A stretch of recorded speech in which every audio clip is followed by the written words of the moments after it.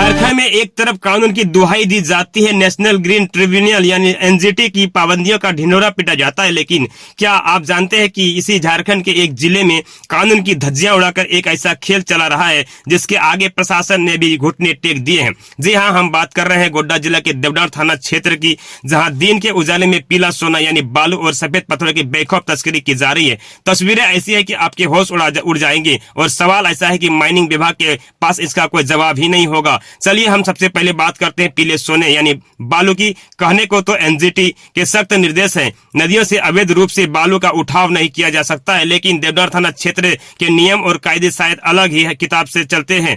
यहाँ खुलेआम बिना किसी डर के नदियों का सीना चीरा जा रहा है। दिन दहाड़े ट्रैक्टरों की कतारें लगती है, अवैध रूप से बालू को डंप किया जाता है और फिर इन्हें ऊंचे दामों पर खपाने के लिए रवाना कर दिया जाता है। हैरान करने वाली बात यह है कि यह सब कुछ किसी छुपे हुए ठिकाने पर नहीं बल्कि मुख्य रास्तों और सरेआम हो रहा है। आखिर इन साहबों को खुलेआम बालू डंप करने का आदेश किसने दिया? क्या स्थानीय पुलिस और माइनिंग विभाग को सड़कों पर दौड़ती ये ट्रैक्टर नजर नहीं आते?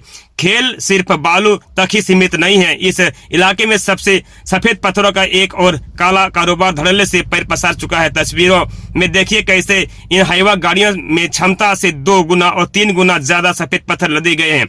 यह ओवरलोडिंग न सिर्फ सरकारी राजस्व को चुना लगा रही है बल्कि देवडार और आसपास के सड़कों को पूरी तरह से तबाह कर रही है। यह गाड़ियां की रफ्तार और इनका वजन इतना ज्यादा होता है कि राह चलते राहगीरों और बाइक सवारों की जान हमेशा हलक हलक में अटकती रहती है। आए दिन होने वाले हादसों का गवाह यहाँ की सड़कें हैं जो अब गड्ढों में तब्दील हो चुकी है, लेकिन यह आतंक पर लगाम लगाने वाला कोई नहीं है। अब सबसे बड़ा सवाल उठता है कि पूरे इलाके के सिस्टम पर इसे माइनिंग विभाग की सोची समझी रणनीति कहें या फिर घोर लापरवाही। जब एक आदमी बिना हेलमेट के सड़क पर निकलता है तो प्रशासन तुरंत मुस्तैद हो जाता है, लेकिन जब लाखों करोड़ों के बालू और पत्थर अवैध पत्थर के रूप में बिना चालान और बिना कागजात के पैर पसार रहे हैं यानी पार कर रहे हैं किए जाते हैं, तो क्या माइनिंग विभाग गहरी नींद में सो जाता है? स्थानीय लोगों का आरोप है कि यहाँ अवैध उगाही की सारी सीमाएं पार हो चुकी है।